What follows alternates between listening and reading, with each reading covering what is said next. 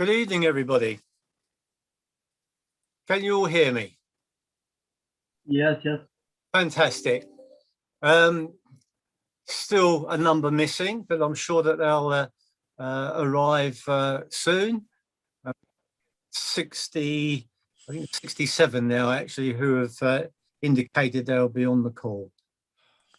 Anyway, for those that are here already, my name is Jack Smith. I'm the chairman of the Norfolk County Referees Association in the UK. I'm pleased to welcome you all to this session with Chris and Tori Penso. Tori is the first female referee to referee an MLS game in the States in 20 years, and she has just received her FIFA badge. She got that, that was awarded to her on the 23rd of January this year. So I'm very pleased for her. Daniel Curcio came to me and talked about having a session with Tori and Chris. And I said, yeah, that's a great idea. So he put an email out to all his contacts, and as did I, and we're here tonight. I have to just run through a couple of things, first of all, and that's safeguarding issues. We do have some under 18s on the call. They just please ask you to make sure that you don't use any improper language, and that if you have anything in the background which may cause offence, can you make sure that you have got a virtual background on instead, please. So welcome all. As you know, what's going to happen is that Chris and Tori are going to talk to us for about between 25 and 35 minutes. And then that'll be thrown open to yourselves to ask some questions. They are primarily going to talk around the issues that they face, as a married couple, that they are high-profile referees in the States. If you want to ask questions, you can do so, but you need to send an email to me. Now, that is the email address has been on the screen, but if you want to write it down, it's acfl.randr@btinternet.com. Now, I can see that half of you that are here already have taken your videos down. And if you put them up, it would be always good to see you guys. I've just lost you all off my screen, so I'm going to talk. Daniel Curcio, if you'd like to say a few words. Daniel. Yes. Welcome, everybody. We're looking forward to listening to Tori and Chris, of course. It's great to see so many of you connected tonight. I believe a few more are on their way. I believe from the list that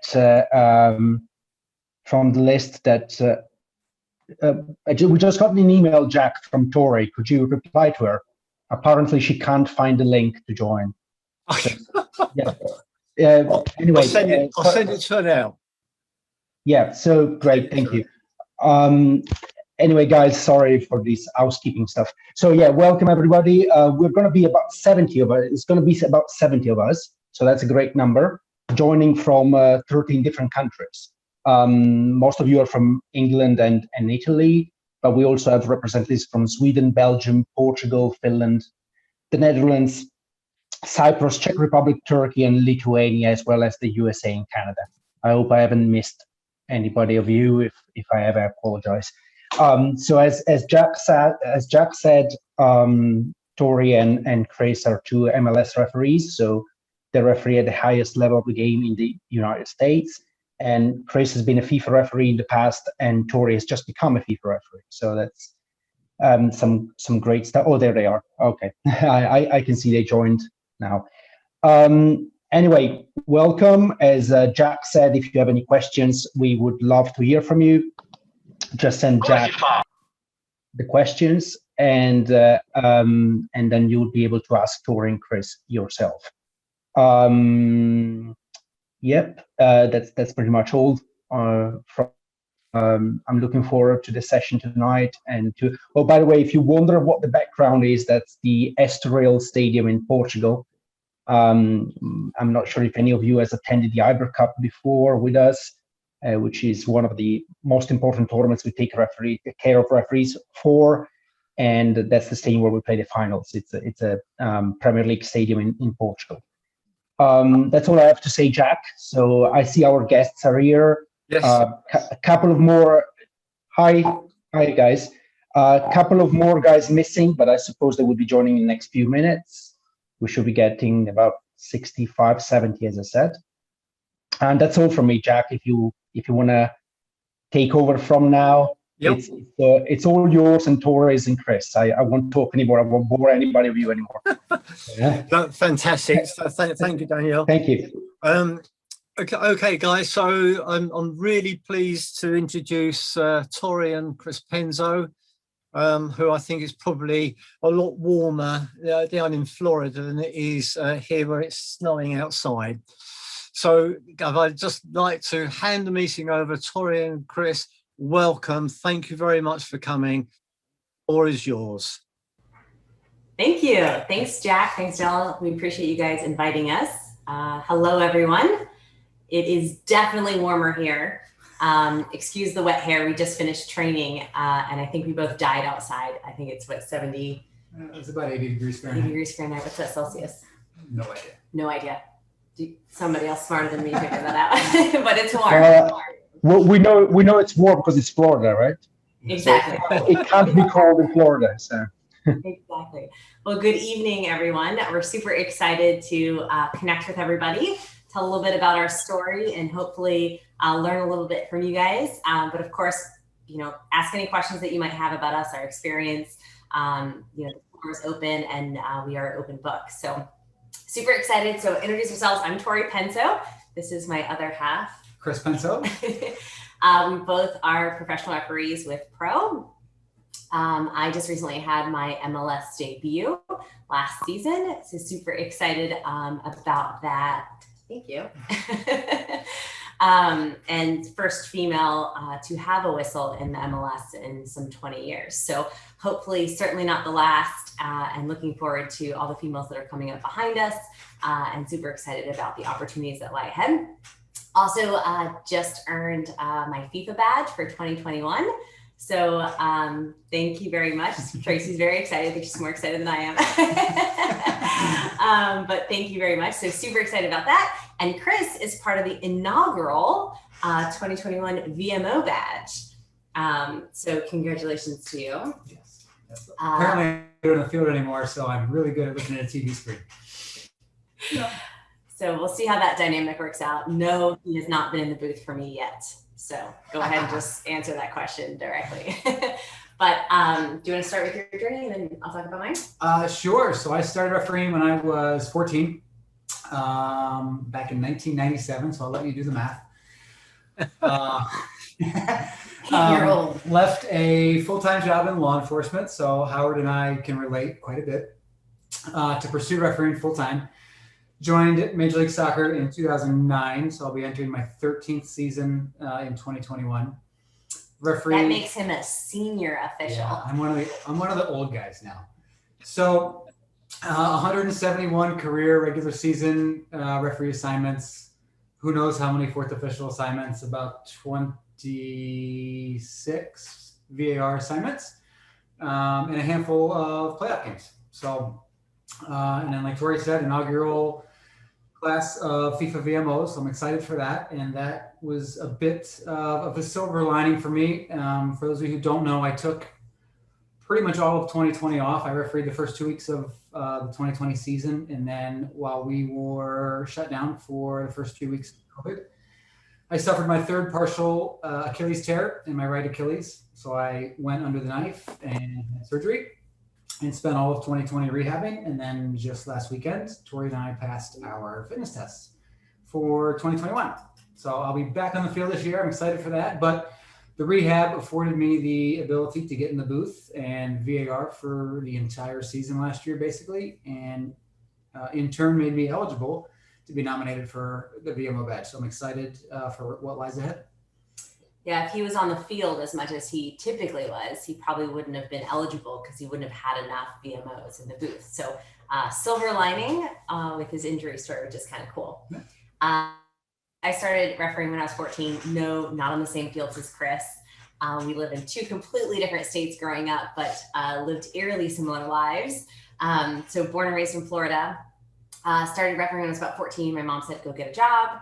And I said, okay, cool. How about the mall? And she's like, how about the soccer fields where you play and spend all of your time? And I was like, oh, that sounds kind of cool. And then I found out you get paid cash. And I was like, oh, that's really cool. And then I started refereeing and paid for my first car all in cash with my referee money. And that was very exciting. And so I kept doing it. Had my fair share of hurdles and obstacles along the way.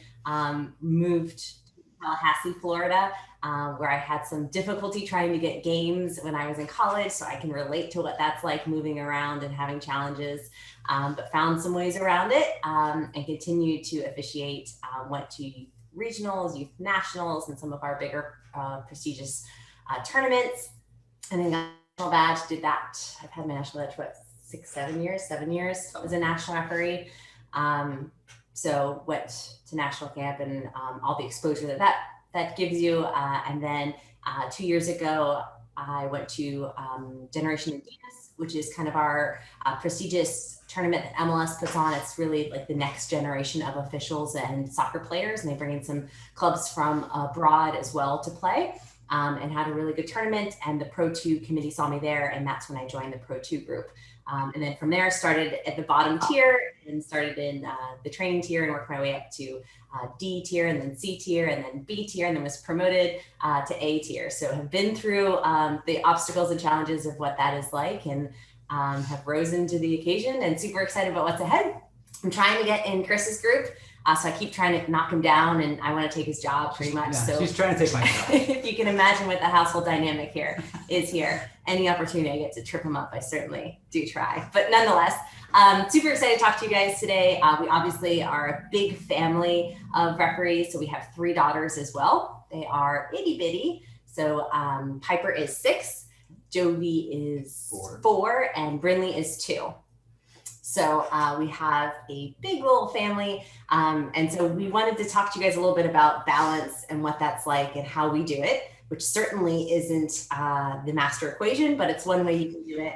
But I remember coming up, I had a lot of officials tell me you can't have a family, or you can't have a family and climb the ladder and be a professional official. And I was like, but I kind of want to. Can I do both?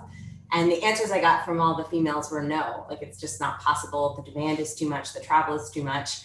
Your body just can't handle the intensity. It's not really possible. So it was kind of, when somebody tells you no, I'm like, I will find a way, you know? So that was kind of motivation for me to try and figure out if it was possible, if you can kind of have your cake and eat it too. And with that, you know, we were blessed with 3 beautiful, healthy girls, and I've been able to, not easily, but certainly difficult, come back from each one of those and get back into the ring and on the field. And I will say one thing that pregnancy taught me was kind of like probably COVID. It's odd to relate the two, but when you're off the field for a bit of time, what you realize is just how much you miss it, you know? And I think that's what happens. So when you're off the field and, you know, whatever, 9, 12 months of it, what I realized was like a piece of me was missing. And I realized just how important officiating was for me. Really like an opportunity to get on the field and run around. And when you have a really good game, that feeling that you get after completing that, I missed that. And I yearned for it. So every time I came back a little bit stronger and climbed the ladder a little bit more. And we've been really lucky to do that. But a lot of the questions that we get are about balancing our lifestyles and the travel. Chris was gone, what, 202 days. 202 days in a regular season. In 2019. So COVID aside, he's gone more often than he is around. So how do we kind of balance that? And I'll let you talk a little bit about like scheduling and nanny, because Chris actually handles it all. Yes. Interestingly enough. So my full-time job is referee. Tori, on the other hand, doesn't have a contract yet. So she works, her full-time gig is with NYSOA as the managing director. She referees the other part of the time. So my full-time job is refereeing. It gives me affords me a little more flexibility while I'm home to do things like take care of the house, play housewife, go get groceries, all those fun things, and also handle our schedule. So he also is a coupon clipper for anybody who's curious, and he's really good at it. I'm a really old-fashioned guy.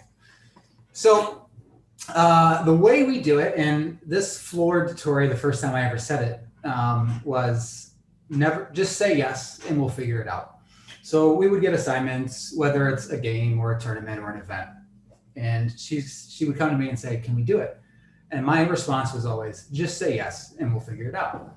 And the way we do that is we are fortunate to have a really, I guess it's a deep bench of nannies that we trust. And we've got one, she's actually a referee. She referees, and she's also a pediatric nurse. So she's our go-to nanny. But if she can't fit the schedule for whatever we need her, she has coworkers, and then we also have 4 or 5 other nannies that we use. So it's a delicate balance.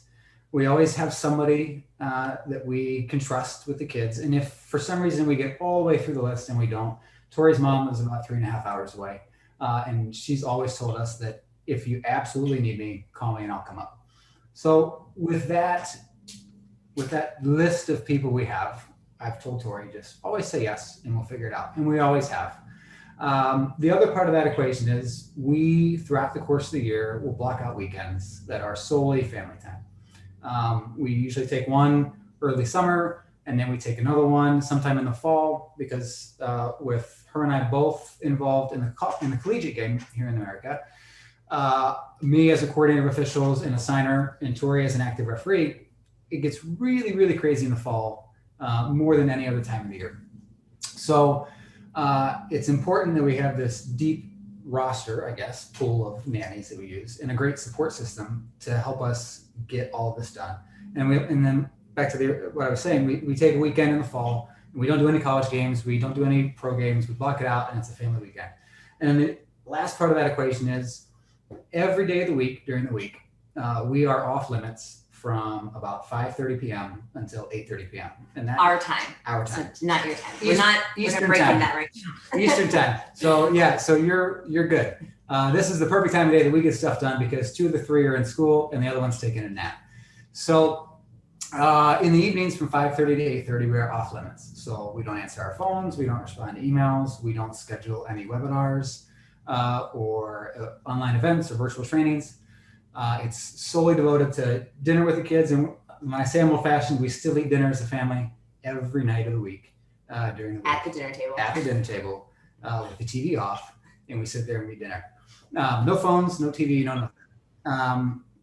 We have dinner as a family, and then we turn on the news. We watch the news and then it's either bath time, or if it's not a bath night, we'll read books and play with the kids, and then they go to bed between 8 and 8:30. And that is really important to us, to make sure that the kids get the time that they deserve from us, no matter how hectic our schedules are. Anything to add? Yeah, so I think all of us have probably experienced time where you're at a tournament or things and you're doing a lot. It's really important that you set time aside for family. And I think we've done a really good job of that, and that has worked out really well for us. Now, granted, when he's gone 202 days, it's just me at the dinner table with the kids, but nonetheless, we still hold that time. We have no meetings, and everybody that works with us pretty much knows that that time is off limits. And that's worked out really well. But making sure you kind of block out time for things that are really important to you. And that has worked out well, because soccer can creep into everything. It can creep into every minute of every day if you let it. And so being protective of that time for what matters most is something that's worked out really well for us. Yeah, and we have moments where we stretch ourselves really thin. Tori gives me grief every July. There's a handful of grassroots events that I go and instruct at, and I've instructed at them for years and years and years. And she's asked me the last few years, she's like, can you just say no to one of them? And I'm like, no, I can't. And they mean a lot to me. One of them is ODP camp. For those of you that are joining us from the US, you're probably well versed in ODP, the Olympic Development Program. In Region 3, which is the Southeast, ODP camps are held every July in Alabama. And at each camp, there's about 50 referees. And it's a great opportunity. It's about a 4.5-day event. It's a great opportunity for me to go and instruct and get back at the grassroots level. And then Tori and I also do a bit of instruction the month prior in June at regional championships, which is a prestigious youth tournament in each region in the US. And then the winners go to national championships. So the summer is a really busy time for us as well. Not so much because of our game schedule, but because of our instruction and mentoring schedule with all of the grassroots and up and coming referees, which means a lot to both her and I. And a couple things on that, like one, we both came up through the ODP program. So as much as I give him grief for it, like I know why he does it and it's really important to us. It's also important that he sees his children at some point in the month of July. So that's always a challenge, but So to accommodate that, the last ODP camp, I took our oldest with me and she had a ball at the time. We try and do that and they do enjoy it. But the other thing about those programs is giving back. What we've learned is I give them a lot of grief on the onset, but when we're done, when we spend 10 days, 15 days at a tournament, mentoring kids for 15 hours a day, crazy schedules, we get back and we go, wow, that was so worth it. We get so much in return from that experience, just as much as we give, right? And so I encourage all of you, if you're not, no matter what level you're in, you can give back to this game. There's someone on your line, there's someone, in your hometown that you can take what you learn at these webinars. I mean, you're going out of your way to learn at these events, which is great, and take that back and teach them, encourage them, motivate them, because no matter what level, seniority, how old or young you are, you can be a mentor to someone else. And that's how we have the toughest job in football, right? And we've got to kind of stick together. We got to motivate each other and encourage each other. And that's how we all kind of get through this, is that community that we create, which is, like I said, I give them a lot of crap for it sometimes, but we really enjoy the time with the kids. We learn so much. You'll find law book sometimes someone asks a question or something comes up and maybe we don't know and we have to look it up. So we take something away every time as well. So if you don't have mentorship as part of your arsenal today, do it. Outreach, find a team, someone you can mentor in your hometown, because giving back is really what this game is all about. Someone gave to us so that we could get to where we are today. And it's really important for us that we spend time to give back to the game at all levels. So we do quite a bit of mentoring, especially in the summertime. And then, anytime somebody reaches out and asks, hey, Tori, I just was on a Zoom meeting with a young lady from Washington, which is a 6-hour plane ride from me. And she just wanted to chat and had some questions. And I always try and make myself available whenever I can to talk to referees, because you got to know what it takes to get to that next level if that's where you're aspiring to get to. So I also encourage you, if there's someone that you want to reach out to them. Don't be afraid. Most of us are pretty accessible now. You've got social media. You can find us pretty quickly, and reach out and ask questions. And, more often than not, a lot of us, the professional referees, are very accessible and happy to share our stories or learn a little bit about you guys. Yeah. And it's come full circle for me, the mentoring and the instruction. Those of you that know Rubio Vasquez or Nima Sagafi, two of the US's newest FIFA referees from last year, are two referees that I mentored and instructed at youth regionals way back in the day when they had just become state referees. So not to reveal my age or anything, but for me to mentor and instruct. That's why you're a senior official. I know. For me to mentor and instruct the younger officials at regionals and see there's referees and also assistant referees now in MLS, to know that I mentored these guys way back when is really bittersweet for me. Yeah. I don't know that any of my mentees have become FIFAs. Well, you're younger than I am. So Give it 5 years. Is that give it a couple years. But mentorship's really important. I think the other thing is, no matter what your goals or aspirations are, I encourage you to set goals. And so, like, every year we sit down, and this is actually my goal book. It's actually sitting right here. This is my goal book, and I write down all of my goals for that year. And usually there's themes associated with it. But I sit down, what's 3 years? What does 5 years look like? Where do I want to be? And sometimes it's a reach goal. Sometimes it's very aspirational, like no chance do I think I can actually do that, but maybe I can. And so I put it down on paper and then I back out from that. And I say, if I want to be there in 3 years, what do I need to do now? What do I need to do today? What does this year look like? By the end of this year, where do I need to be in order for that 3-year goal to be where I want to aspirationally be? Writing down goals helps kind of put them in a place where, one, you can see them, two, you can hold yourself accountable, but you'll remember why you make decisions every single day, right? So training sucked today. It was really hot and miserable, but we did it because we have an end goal in mind, because we're trying to get somewhere. Chris is trying to get back on the pitch. He's been off of it for a year. That's where his goal is, right? I just got my international badge and I want to be ready for that first international assignment, hopefully here soon.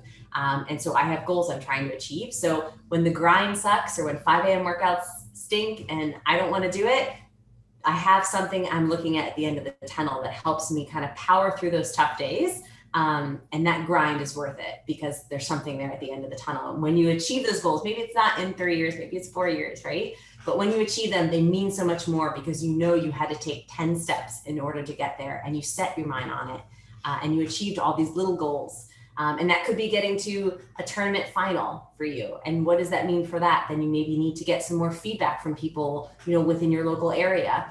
Maybe you need to be seen by more people. Maybe you need to find a mentor that you have, right, in your local area because you don't have one today.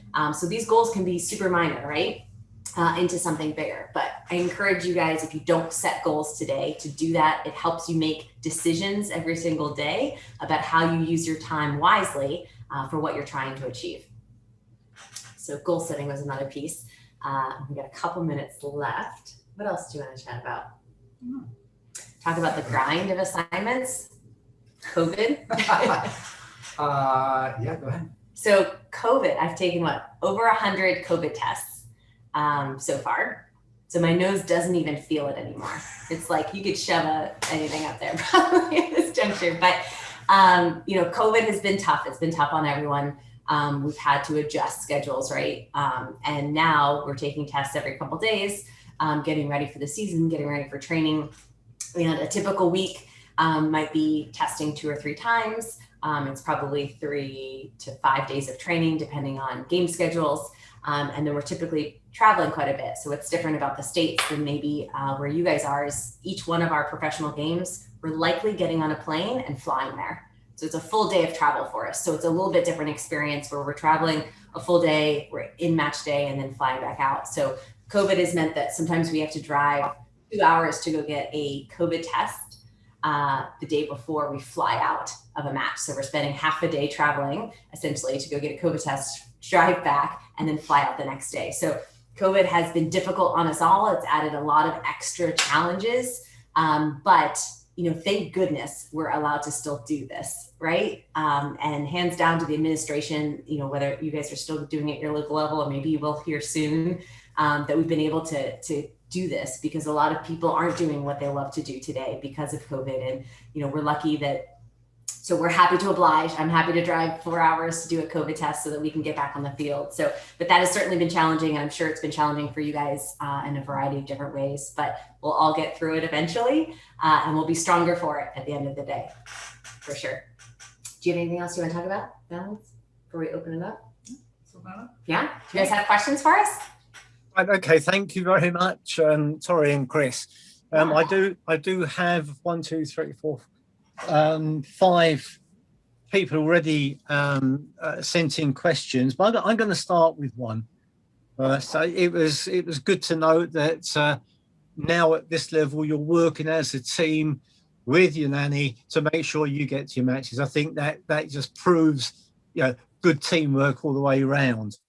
I was interested to hear you saying about setting out goals to start with, Tori.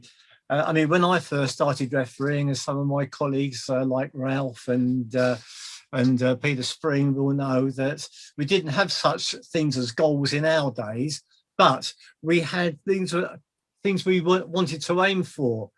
When I started refereeing, I had 3 aims. What were your first 3 aims when you first started refereeing? I mean, probably to get that next badge. whatever that was. So if I was, now we have grassroots, I'd want to get that regional badge, you know, which probably required taking a fitness test of some sort. So probably the physical abilities to do that. And it was probably find a mentor that looked like me, that was, you know, a female perhaps, right? And if not that, then probably there's probably a quantity amount of assessments I needed to get at a certain level. So probably trying to get opportunities and exposure at that level so that I could earn that next badge, I'd imagine. Okay. And Chris? I mean, I got to think. My 3 aims when I first started refereeing, number 1 is probably just to make as much money as I could. I mean, I was 14 years old. I mean, the reason, like I said, the reason you sign up for it is, you know, when you're a teenager, you want to earn money. And my family has a pizza shop. It was started back in my great-grandparents. And that was the job I knew growing up. But when I played soccer, my coach asked if anybody wanted to referee, and that's how I got started. I took a weekend course, and next thing you know, I was refereeing under 8 and under 10-year-old games, and I was enjoying it. So I think after that, you know, aside from just making money, I wanted to get more games. I wanted to travel. I wanted to do games outside of my area, and I wanted to just learn as much as I could. And obviously, those 3 aims have changed over time. If you ask me today what my 3 aims are, I would say referee MLS Cup, because it's something I haven't been able to do yet. I want to referee at least 300 career regular season games, which now that I've had surgery and I have a healthy Achilles, maybe I change that to 350 or 400. But I want to be around for a while. I want to get, you know, 12 more years out of these legs at least. And then third, but not last but not least, now as a FIFA VMO, I get to a FIFA tournament. So those are my 3 right now. Fantastic. My first 3 aims was to get through my first game without any problems. My first yellow card, my first red card. And I achieved that my first 3 games. So that was good. Anyway. Well, why am I not surprised, Jack? Thank you, Mr. Fairhurst. Right. Okay. Barish. Right, Barish. Yes. Hello. I've unmuted you. So if you'd like to ask your question to Tori and Chris, please. Hello, everyone. I'm a Turkish referee. My name is Barış. I've been refereeing since 4 years. My question is, do you have a child, I think? Yes. 3 child, yeah. You do you wanna your child will be referees? I just wanna ask this one. No? Oh, really? Well, why? Yes, absolutely. No, do you referee? You said you referee 4 years, right? Yes. This is tough work. They get yelled at. No, I don't want. They will referee so they can build their life skills. We hope they do, but we also hope that they'll make their own decisions. They don't have to follow in our footsteps. Playing soccer right now, one's not very good. One's pretty decent. She knocked down a boy the other day. I was cheering on the sideline. But yeah, we'll see. You know, I always tell young kids, like, the skills you learn in officiating translate into any job, any career, no matter what you get into. You know, communication, decision-making, quick decision-making, unlimited information, having to be able to defend or communicate what it is that you decided and why you decided it. Getting yelled at, confidence, right? Conflict resolution. Conflict resolution, absolutely. Player management, communication, all these skills that you learn day to day on the soccer field help you, and no matter what your profession or career is. So it truly is a great job where you learn a lot of fundamentals that will live with you forever. So it would be great if they did, but I certainly won't force it. What do you think? All right. I think, in my opinion, your child, if your child will be a referee, this is a very good opportunities for your child, because mom and as parents are referees, it's a great opportunity, it's a great advantage for us. But your idea is a great, I think, but it's own decision, you know that. The last of they should be a referee, I think, because as I said, they have a lot of advantage for in the future side. Yeah. it automatically mentorship. I mean, instant mentorship for your side. I mean, Instant high expectations. Thank you for your question. you're welcome. Thank you so much for your attending. Great to hear you. Yeah, thank you. Thank you both very much. Right. Okay. The next question is from one of my local colleagues, and that's Colin Greenway. So, Colin, can you unmute yourself, please? He's trying to find the button. There it is. There you go. Got it? All right. Right. Good evening, all. Hi, Colin. What I asked Jack was, how do you balance out the demands of children, COVID, and refereeing, as well as work? I don't know if you've got employment as well.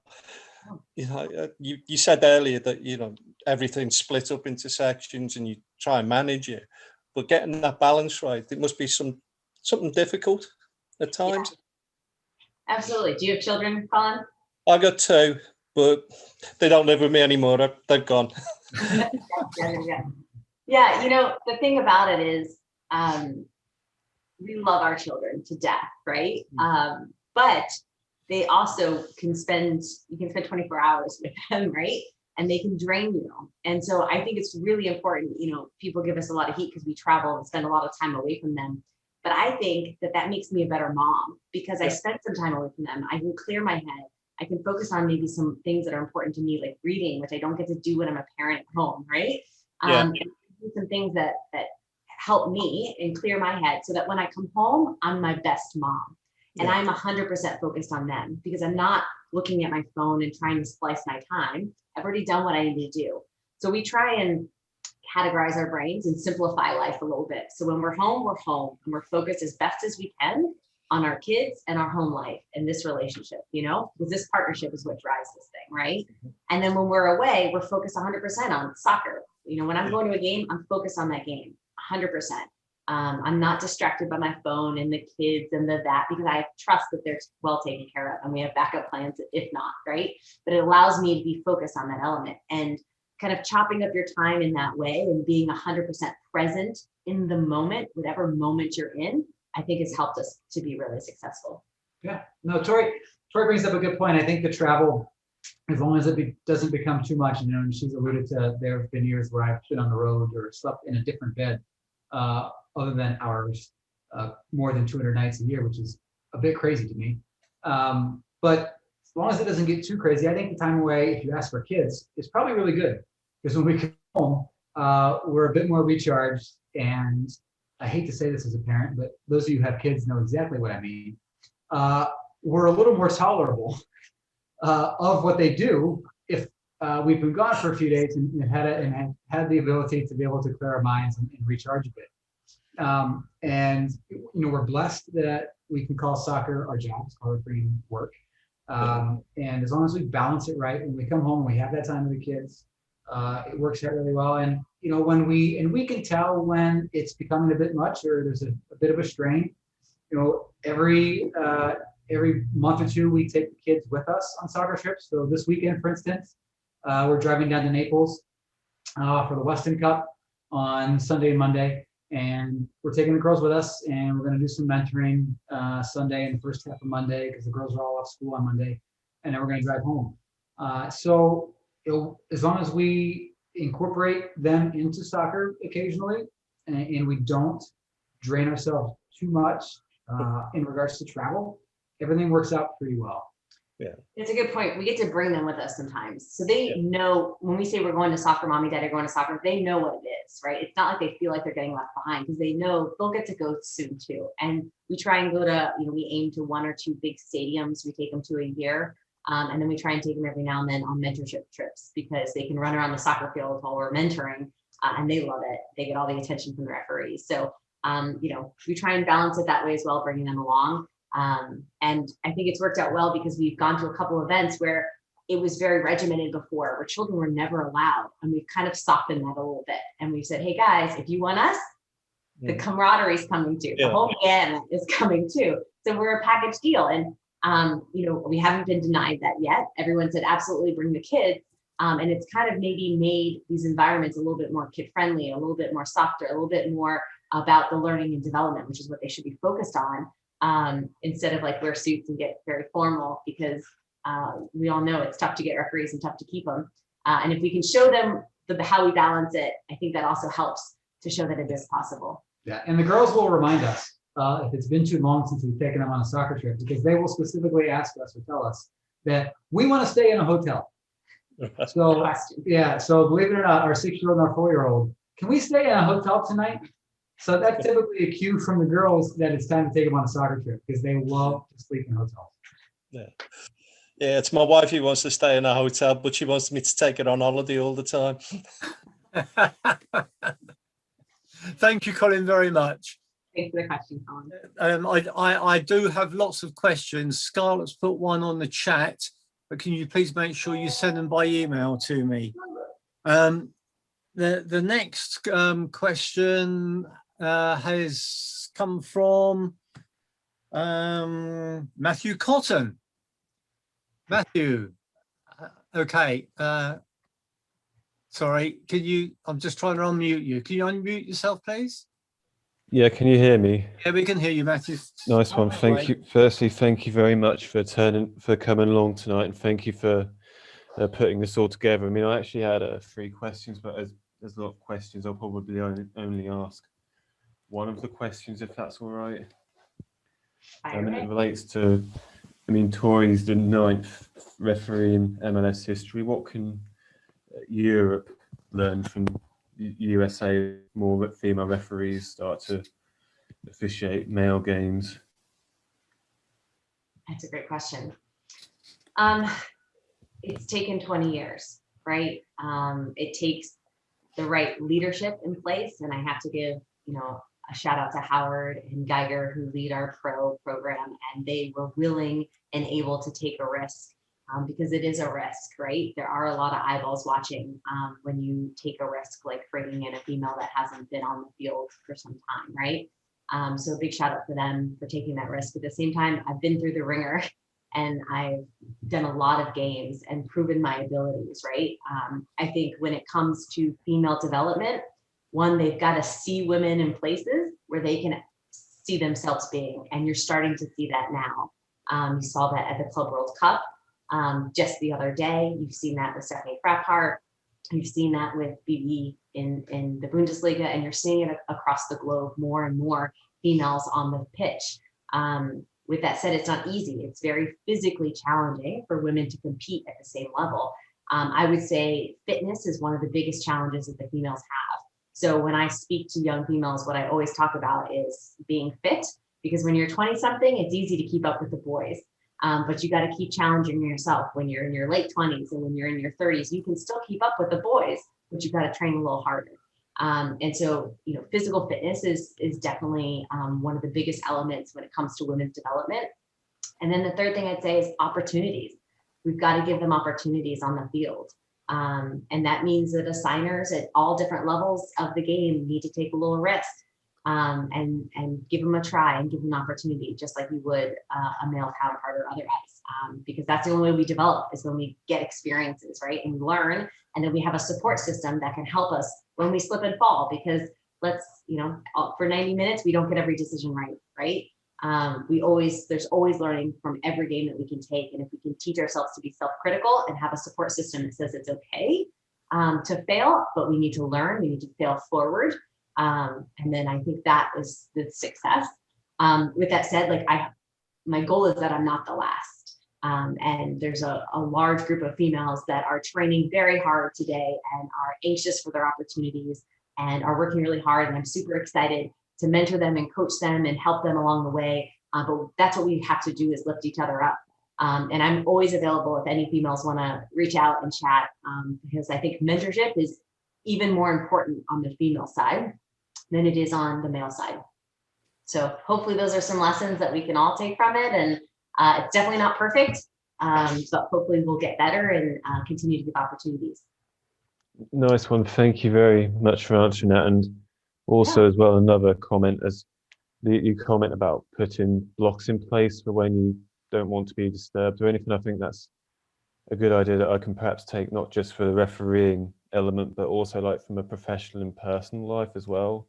Absolutely. Thank you for saying that. Much appreciated. Thank you for your time and for answering that question. So, Matthew, thank you very much. Oh, okay, we now have a question from Chloe Matthews. Chloe, over to you. Thanks, Jack. Hi guys, hope you're all right. I had a question coming into this, and then from what I've heard you say, I've kind of come up with another question as well. So sort of the first one from me is sort of how does it work in terms of the men's game and the women's game and officiating it over here? Like the female referees can operate in the Women's Super League and they can operate in like the men's game as well. Is that the same over in the US?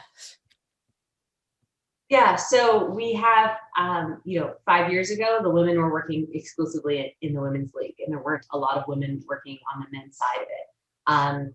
I personally, literally one of my goals, if you went back a year or two, and it still is, can I referee more men's games than women's?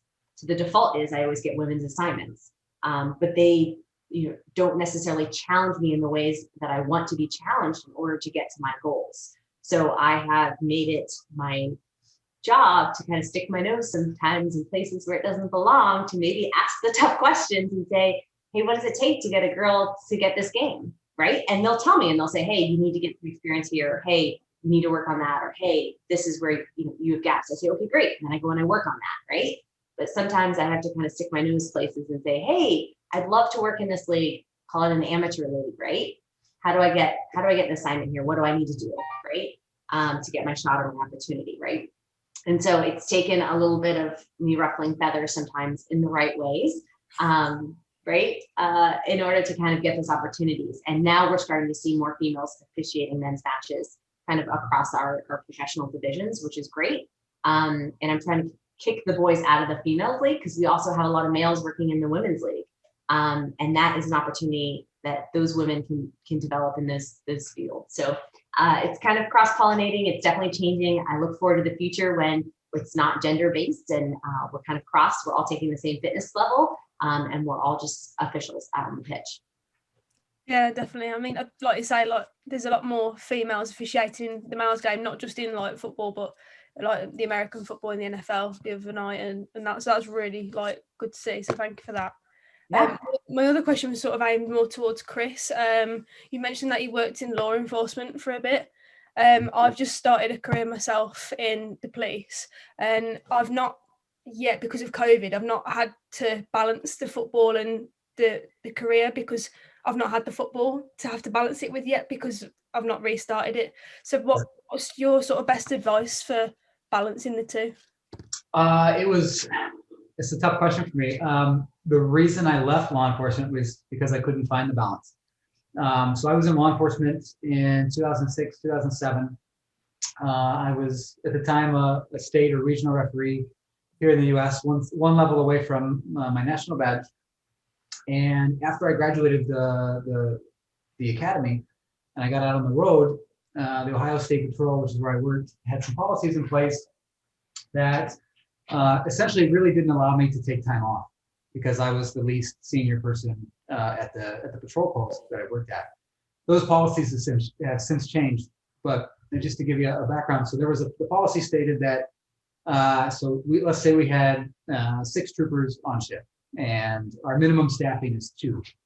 If one person had utilized personal leave or comp time on that shift, nobody else could utilize the same, even though we were in excess of minimum staffing. So I would put in a request for time off, and they would more often than not get denied. So I ran through that gamut for about a year. And over the course of, from my time in the academy to my time on the road, that entire time period was about 19 months. And over the course of 19 months, I refereed 3 soccer games, and I was losing my mind, to be honest. So I walked into my lieutenant's office one day, late 2007, and I asked him, I said, is this policy ever going to change? And he said, no. And I said, well, then I need to go. And I signed my papers that night and I left. And he said, well, if you ever want to come back, you're welcome back. And he and I still talk. He's been promoted a couple of times. He's a captain now. So he is in charge of an entire district in Northwest Ohio. And he and I joke that he's like, you clearly made the right decision because you make far more money now than you would have here. And you don't have to worry about getting killed at work more often than not, anyway. So it was a tough decision. You know, I've had this question from other referees here, especially here in the States, that are going into law enforcement. And I guess my advice would be, if you want to do both, you're going to have to be patient, because more likely than not, the first few years, you're not going to be given the opportunity to take a lot of time off and to build up some seniority. And then obviously you can, you know, put a little more time into refereeing. So if that's what you want to do, more power to you. I have a hard time saying that to people in the States because it's a really poor time to be in law enforcement right now, just because of the way society is nowadays. But if that's the road you want to go, you're just going to have to be patient and hope that things work out. I took a big chance. I left a full-time job, and this was before pro was created. This was before we had full-time referees.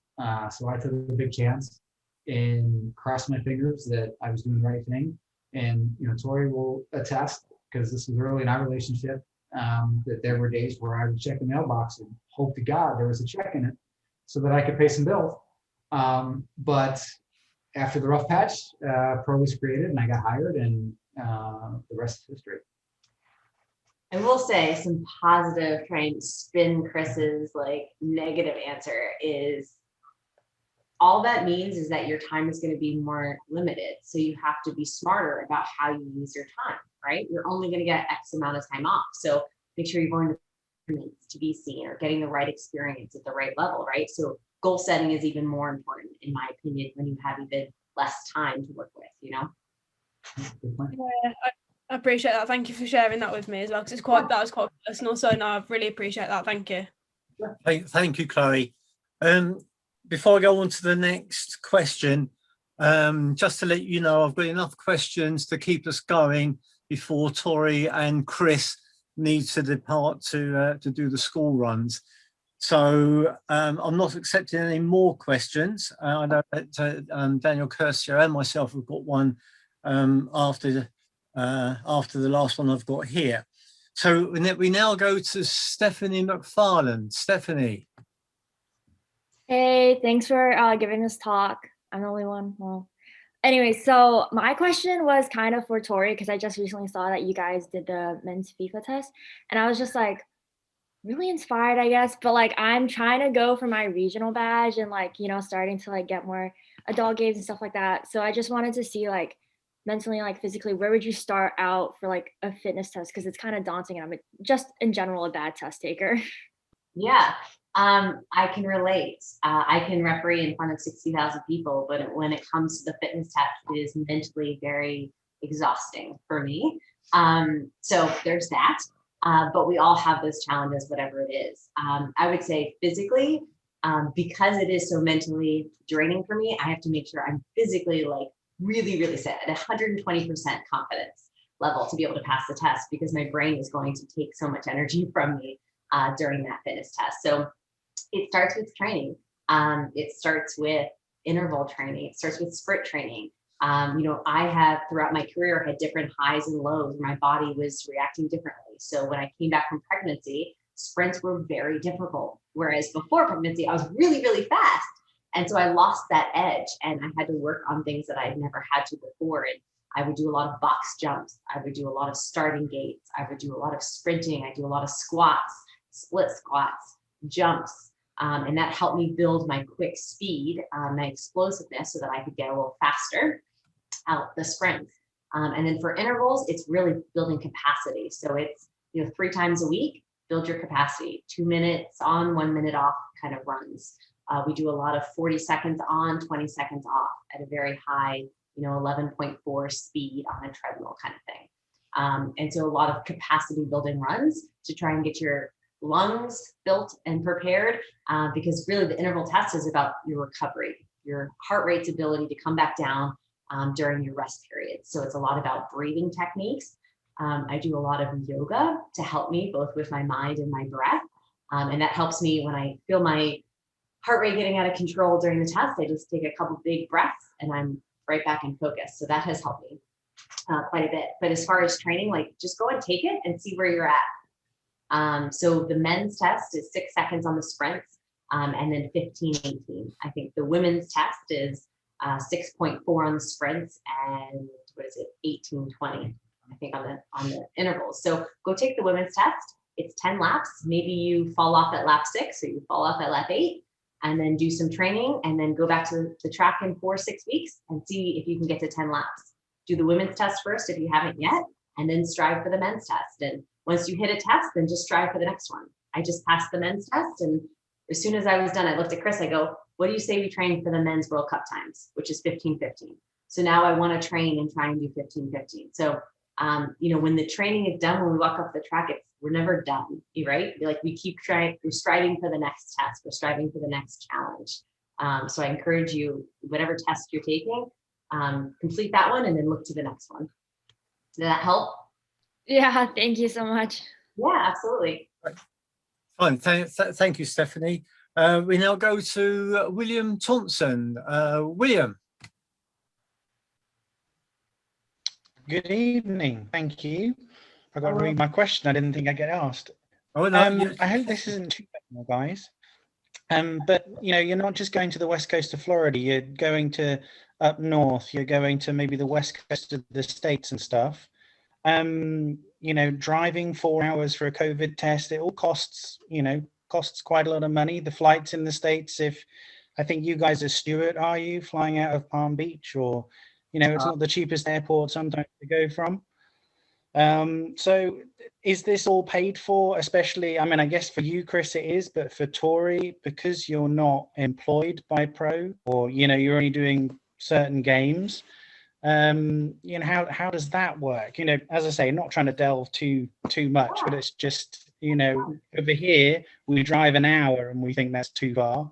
But yeah, it's all relative, right? It's all relative. So at the end of the day, if I'm working for Pro, it'll be covered. So if I'm doing an MLS game, so I have to drive and get tested in Orlando, we'll get paid a day fee to do that. Is it truly compensating the amount of time and hassle? Probably not, right?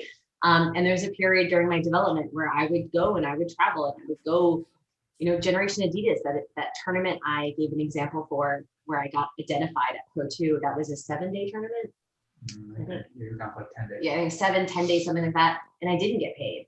Nominal fee. I got a nominal stipend. But there's a lot of sacrifice that you do throughout your career. But like I said, goal setting helps me get past that, right? Because I knew I had to go to Generation Adidas to be seen, to get on the list, to do what I wanted to do, right?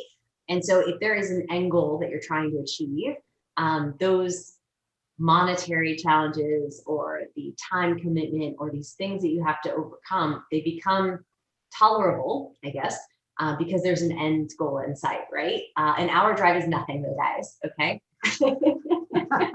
We lived in LA. It took us like an hour to drive to get the groceries every day. Okay. So an hour drive is nothing. We luckily have Orlando, which is a couple hours drive away from us, which is the closest stadium. But my second MLS game was in Portland, which is a 6-hour flight. So yeah, an hour drive, that's nothing, Find a good podcast. You can listen to NISOA's podcast. We have a podcast. Find a good podcast. Get some jams in, and go for that drive, because an hour is nothing. Thank you very much. Thanks, Jack. Okay, Yeah. thanks, William. Okay, next question is from Christian Angelo Franco. I apologize for my pronunciation. Yes, it's the right pronunciation. Hi, everybody. I'm Christian. I'm an Italian referee. I want to ask you both. Excuse me for my English if it isn't the best. Sounds fine to me. I'm studying it, so I want to ask you, what do you think about VAR, because it's a topic that is splitting the referee in Italy. So I want to know your opinion. Thank you. Let's ask the VMO. I love it. I think it's great. Maybe I'm a little partial because it's probably going to help extend my career by an extra 5, 6, 7 years. But I, as a referee, I welcome it, right? Because as referees, we want to get everything right all the time, right? That's what we strive for. And why not welcome a tool that's going to help us do that? And not every decision, right? Because not the decisions where there's 60 of us on this call and 30 might say foul and 30 might say, nah, it's not a foul. But the big decisions, the ones that are subject to VAR, red cards, penalties, goal, no goal, mistaken identity, all the big incidents in the game. We want to get those right. So as a referee, I welcome a tool that if I really screw something up on the field, and it happens, why not give me the ability to be able and go take a look at it and make it right? So I welcome it. I think if you asked a group of referees in pro, you'd get similar responses from probably all of them. And if you talk to the players and the coaches in MLS, you'd get a similar response from them as well. I think at the end of the day, everybody wants the big decisions to be right and not affect the outcome of the game. And having VAR helps us do that. And granted, VAR is not a perfect system. It's still relatively new compared to everything else in soccer. And there will be bumps in the way, just like there have been all over the world. We have bumps here in the States. There's bumps in Bundesliga and EPL, everywhere. So as long as we understand that and understand that it's not going to be perfect, but it's going to help, then I think we're all better off. Thank you very much. Okay, thank you. Next question is for Dana H. Hey, so thank you for this webinar and everything. And I was just wondering for you, Tori, because I'm a female referee in the States too. Is there any advantages you would say when it comes to moving up being a female? Absolutely. Yeah, absolutely. I think it goes both ways, right? There are things like the way Chris manages a game and the way I manage a game are completely different. We can both be very successful at officiating and do it completely different ways. There are things that I can do that he can't do, and there's things that he can do that I can't do, right? And there's some advantages to being a female. I'll give you an example. So I was officiating a USL match, and I was headed to a stadium, a very difficult team, difficult to manage. There's a couple of brothers on the team, and they're just a challenge. And every official I talked to, because I did my prep work, I called up the guys who had them before. I said, hey, what's the key? If you can win these 2 guys over, you've won the team. But good luck winning those 2 guys over, because they just dissent like anything. They will just scream in your face, and they're terrible, and I can't figure it out. I'm like, oh my goodness. So everybody says this, right? I'm like, okay. So I knew my game plan was to win the hearts of these guys, right? So how do I do that? So they don't know me. They had never been to that stadium before. They don't know me from squat, right? I show up, I get there. Just so happens he has a daughter. He's the captain. He's got his daughter, and they're doing a walkout, and he's got his daughter with him. So I start talking to the daughter. As a mom, I relate to kids, and I just start chatting with her. And she was frustrated because mom had done his hair and not her hair. So we start chatting, and I start, having some banter with him. So fast forward to the game, first call in the game. It's like, I don't know, a few minutes into the game. It's a nothing call in the middle of the field. Everyone thinks it's a foul. I blow my whistle, and he comes sprinting 25 yards, comes inches to my face. He's screaming this is before COVID, screaming in my face, like spit is flying at me. He's got veins popping out of his neck. And I'm sitting here in this moment going, oh shit, excuse me. I'm going, oh no, right? And I say, how am I going to react, right? This is a big moment for me, for this game. What do I do, right? And so I kind of go through my Rolodex. I'll back at him. There's all different options, right? But what do? I know his wife is in the stands. I know his daughter is in the stands. So I look at him when he's done, and there's like a 10-second pause, and everyone's like on their seat, like, what you going to do about this, right? And I look at him and I said, do you think your wife and daughter are proud of you? And he just melts. Like, he was like, oh, he was mortified because I just put a human face and I just said, hello, right? Could Chris have done that? No, but I could do that. I could touch a heartstring that nobody else could. And after that game, he was yelling at players who would yell at me. And the rest of that game was smooth. And then I got the highest marks that any referee has ever gotten from going to that stadium. And the boss calls me a week later. He's like, what'd you do there? And I was like, just did my thing. But that's what we bring. We bring value to a game because we can manage the players differently.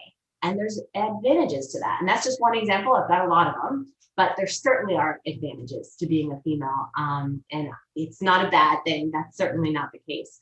It's just different. It's a different experience, that's all. Yeah, thank you. Okay, thank you, Diane. Next question is from Scarlett Keane. Scarlett, if you can unmute yourself, and actually, if you'd like to turn your video on, don't mind. Hey guys. Hey, I'm Scarlett. at work right now, but I wanted to listen in. My question is like mental health. I know we're going through a pandemic right now. Is there like a podcast? Maybe you meditate. I know you mentioned yoga, but is there something you would recommend to help us stay, sharp as a tack, so to speak, mentally?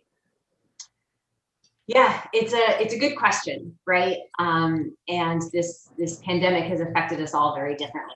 And I would say find the silver lining, right? This stuff is tough. And my silver lining is getting to spend more time with the girls than I ever have gotten, right? Like we go on walks every night. Like that is amazing. Like we've never spent so much time with our kids before this pandemic. So that's my silver lining. That's what I keep kind of going back to every now and then when things get tough. And then the other thing is I'm a big yoga fan. I feel like I am on clouds after I do yoga because it creates more mindfulness. I'm more aware and in tune of myself and my feelings and my reactions to things. Like if I jump down Chris's throat, I recognize those things a little sooner, right? So for me, yoga is how I kind of build mindfulness. Chris is pretty much like a stud. He's just a brick of a brain. I don't know. Nothing gets into this. He's just, I don't know, Mr. Perfect. I can't do yoga because while she's doing yoga, somebody has to clean the house. Do you have any mindfulness? No, when I went through law enforcement, the patrol academy pretty much took all that out of me. So, and turned me into a, this walking soldier. So he has no feelings. I have no feelings. That's a lie. No, I am, I'll go back to, Chloe will probably appreciate this. So in the patrol academy, and at least in Ohio State Patrol Academy, it's very military based. So for 32 weeks, you march around an academy in military formations, you act like it's a base, and it really drills a lot of things into you. And one of the things it drills into you is to be able to handle your emotions in any type of situation. And if anybody who's watched me referee, I hardly ever get worked up on the soccer field. Like I am just, and I don't know if it's good or bad, but a lot of the time I'm the same way at home. So not a lot bothers me, and it drives Tori bonkers. Like it drives her mad. It's like, why are you not frustrated? How are you not upset? I'm like, it just doesn't bother me. So yeah, I don't, not to say yoga is a bad thing because everybody swears by it, and Tori is right. She goes outside and does an hour yoga session, comes back in, and she's a different person. So as long as that keeps happening, I will empower it. Well, thanks you guys. Yeah, no problem. Fantastic. Thank you. Right, we've got the final question from the attendees, and that's from Jack Wicks. Jack. Cheers, Jack. Cheers, Tori. Cheers, Chris. Obviously, I'm going to call it soccer. I don't want to, but I'm going to have to. Obviously, soccer out in the United States is quite popular, especially in terms of female sport. And obviously, as people looking from outside of the US, and probably people looking from the US as well, the national team for the women's side of things is a lot more successful than the men's. So does that reflect on female refereeing at all? Is there a lot of females who, as a result, have become integrated into the system or into refereeing at all? Yeah, it's a good question. I think, rewind 10 years, right? I think, the nature of the United States allowed our females a lot of opportunity that maybe they didn't necessarily get elsewhere. And so, I'm a big fan that that opportunity kind of blossomed, right? You think of Carrie Seitz, right? Who, bless her heart, never got to do a World Cup final because the women were just so good. They were in the final every year, right? But I think, having the women be as good as they are and competing at the levels that they're doing, like I was able to do, women's national team scrimmages here in Florida as I was kind of coming up through the ranks. So that gives you the privilege and the opportunity to experience some really high level soccer, right? You also have the NWSL, which is now on your, who knows, many years now. And they have been really successful. And, that gives a field an opportunity for women to develop. And I think the more that we treat females as athletes, which you're seeing more and more and more, I think the more we will have an athlete mindset and go out there and compete, and therefore just be better overall. But as far as the U.S. women, watch those U.S. men though. They've been doing real good lately. So I'm telling you, they're coming around. This is our year. It's gonna be. I'm telling you. We'll see. But hopefully the men catch up. But yeah, I've seen the women lately. They are definitely strong. They will continue to be a force to be reckoned with. And it is a privilege to be out in the field with those athletes at any time. Fantastic. Thank you very much. So just to start wrapping this up now, but I just have one question that did spring to mind. I meant to ask you yesterday, Tori, when we had our pre-meeting. When you received your appointments for your first MLS game, did Howard come to have a look at your performance? I'm sure he did. He had a vested interest. But I think my favorite text after the game was from Howard. And he said, welcome to MLS.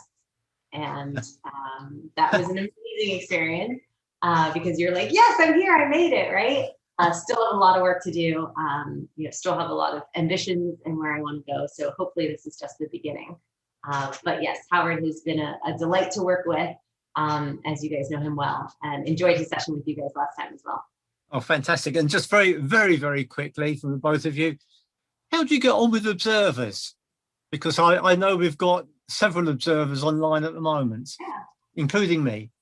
I just got my first observer assignment from Chris in the league. So, we both have been observers as well, right? You do it with mentors. So, we have a tremendous amount of respect for every observer that comes, to watch us and spend the time out of their day to come and watch us and give us some feedback. And, observers come at all levels. They have all different levels of experience. And, what we say is like, no matter the observer, no matter their skill set, or no matter what your perceptions might be of them, you can take something away from every assessment. And if you don't, shame on you.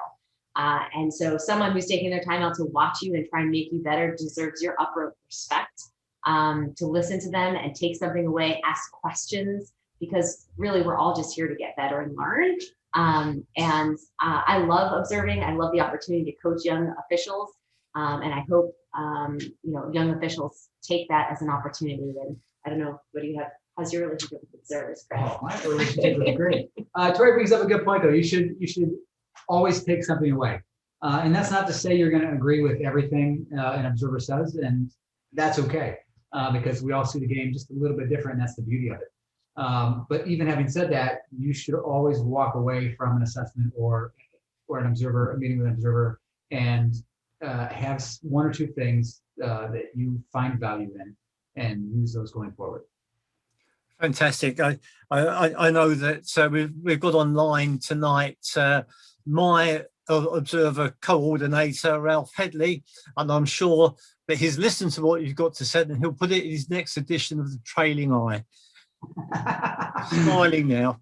Okay, before I just pass over to Daniel to finish the meeting, I'd just like to call on David Fairhurst. David. Take yourself off mute, David. David. Yes, thank you, Tori and Chris, for a very interesting and informative talk to us tonight. I'm sure it's given us plenty of food for thought, especially interesting about the mentoring of young referees, which I think certainly needs to be on a more formal structure.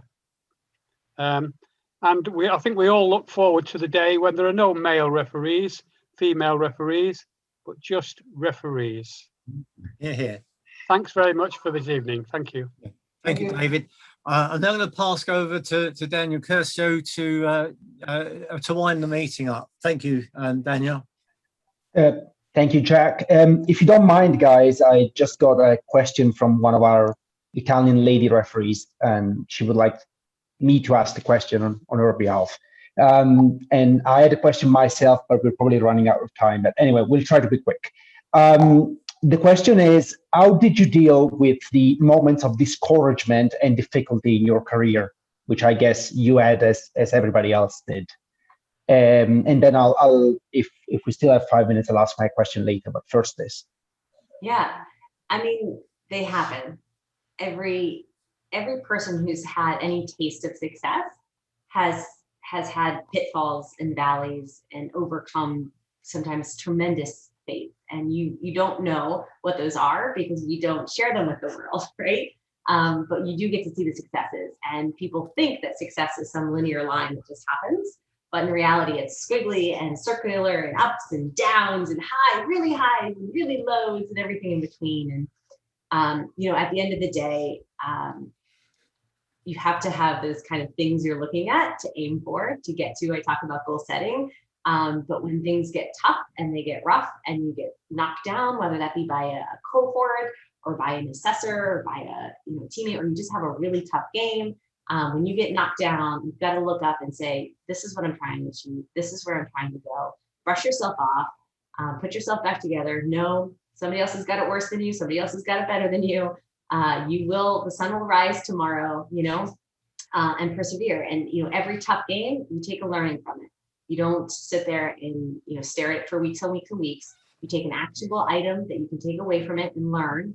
You miss a critical decision, it's likely positioning or how did you interpret it, your decision making at the time, you figure it out, you bottle it up into an actionable item that you can take into your next match, and don't dwell on it, because dwelling doesn't serve anybody any good.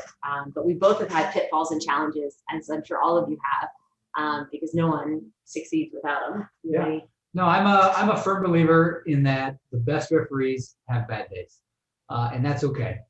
And those bad days are actually more beneficial for us than the good days, because when it goes really bad, you'll never forget it. And it happens, and when you figure out why it happens, you'll never make the same mistake twice. So I think we learn more from our bad games than we do from the games that go really well.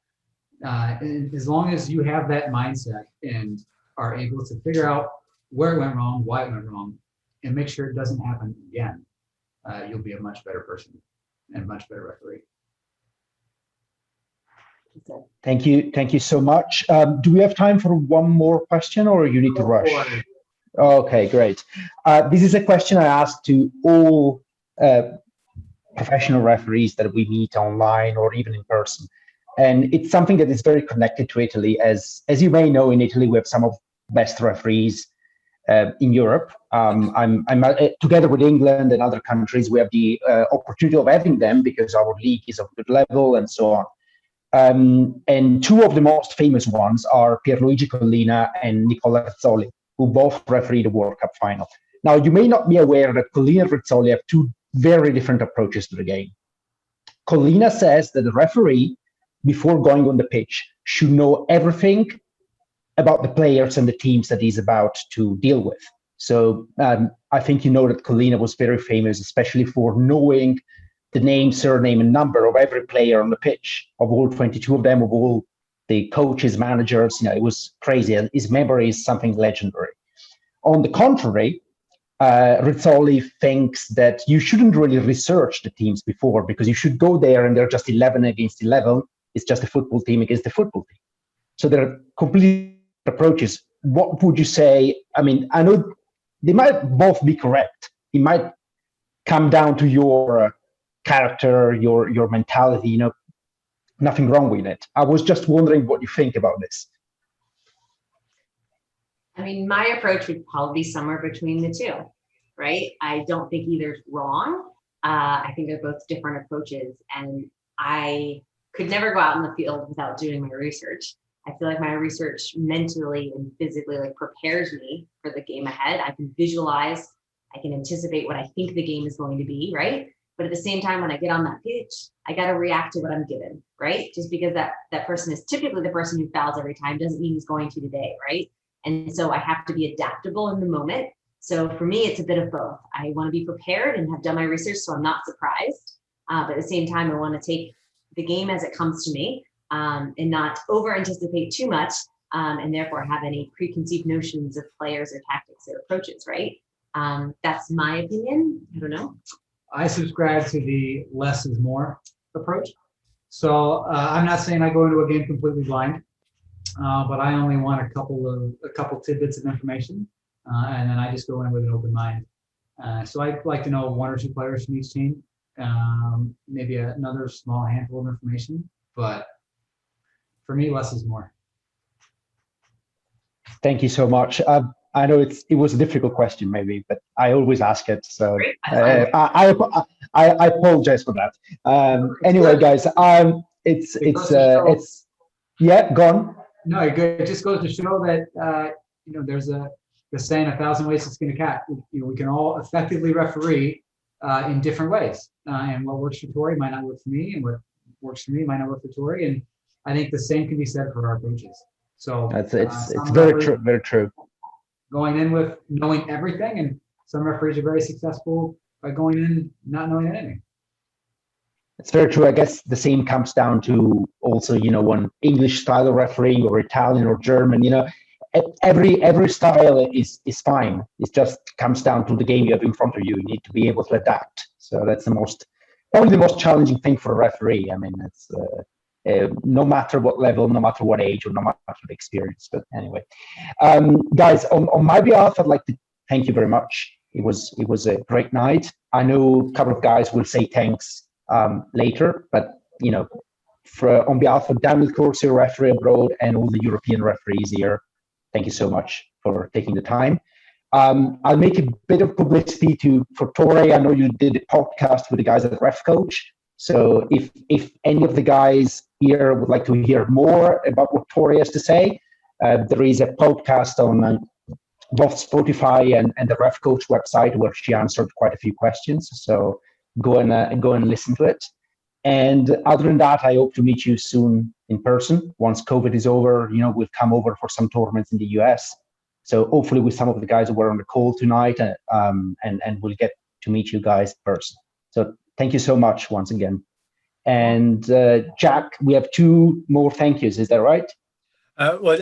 We've done David, and you've got. Okay. So Said, are you, if you're there, if you want to say something? Yep. Hello, everyone. Yep. I want to thank you, Tori and Chris, for the fantastic night. I saw what stuff you're spreading enthusiasm for all over you. So I like that. So thank you very much for the event. Gotta be passionate about what you do, right? Yeah, absolutely. Well, thank you. All right. Thank you so much, guys. I think we're done for tonight. And yep, I know you got a few pickups to do now. So and you have a great day. It's almost over for us here. So we'll just go to bed, but you guys have a great day. So yeah. All right, thanks everybody. Well, thank you guys. Thanks, Tori and Chris. Thank you. Cheers. Thank you so much. Okay.